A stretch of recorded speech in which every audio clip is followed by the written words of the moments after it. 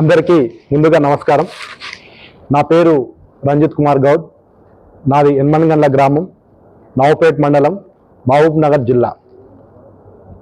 నాకు ఈ అవకాశం ఇచ్చిన వైస్ ప్రెసిడెంట్గా అవకాశం ఇచ్చిన సంఘం తెలంగాణ రాష్ట్ర సర్పంచుల సంఘం ఫౌండర్ ప్రెసిడెంట్ అయిన చక్కటి వెంకటేశన్న గారికి, అలానే సర్పంచుల రాష్ట్ర అధ్యక్షులు గడ్డం శేఖర్ గారికి, నా వెనకాల ఉండి నాకు సపోర్ట్ చేసిన పెద్దలకు, అలానే నాకు ఈ స్థాయిలో నిలబడి మీ ముందుకు నిలబడ్డానంటే నా గ్రామ ప్రజలకు ప్రత్యేకమైన ధన్యవాదాలు. అలానే పత్రికా మిత్రులకు కూడా ధన్యవాదాలు.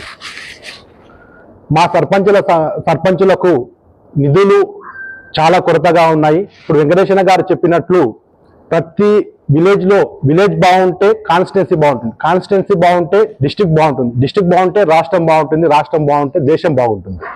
ఇదే నినాదంతో మేము సర్పంచులం ముందుకెళ్తున్నాం.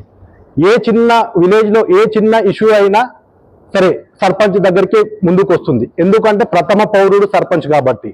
కానీ ఇప్పుడున్న వ్యవస్థలో సర్పంచ్ అనేది పట్టించుకోవడం లేదు కాబట్టి ఖచ్చితంగా మా కార్యవర్గం సంఘం తరపున సర్పంచులకు ఏ ఇబ్బందులు వచ్చినా మన తెలంగాణ రాష్ట్ర ముఖ్యమంత్రి అయిన రేవంత్ రెడ్డి గారికి, బట్టి విక్రమార్క సార్ డిప్యూటీ సీఎం గారికి, అలానే సీతక్క పంచాయతీ మినిస్టర్, మా పంచాయతీ శాఖ మినిస్టర్ సీతక్క గారు కాబట్టి వారి దృష్టికి తీసుకెళ్తాము. మా సర్పంచులకు ఎటువంటి ఆపద వచ్చినా కానీ మేము వారి దృష్టికి తీసుకెళ్తాము. అలానే మా కార్యాచరణ కూడా మేము ముందు ఏం చేయాలి, సర్పంచులకు ఏమేమి ఇబ్బందులు ఉన్నాయో ఇప్పుడు వెంకటేశన్న గారు చెప్పినట్టు మేము ఖచ్చితంగా ప్రభుత్వం దృష్టికి తీసుకెళ్తాము. అలానే ఇప్పుడు మాకున్న ప్రజెంట్ పొజిషన్లో సర్పంచుల గౌరవ వేతనం మీకు ఎంత ఇస్తుందో తెలుస్తుంది, కానీ మేము చేసే పనికి సంబంధం లేకుండా పోతుంది. కాబట్టి ప్రభుత్వానికి గౌరవ వేతనం, సర్పంచుల గౌరవ వేతనం పెంచాలని, అలానే డిప్యూటీ సర్పంచులకు కూడా వేతనం ఇవ్వాలి, అలాగే వార్డు మెంబర్లకు కూడా కనీసం వేతనం ఇవ్వాలని, గౌరవ వేతనం ఇవ్వాలని ప్రభుత్వం తరఫున కోరుకుంటున్నాము.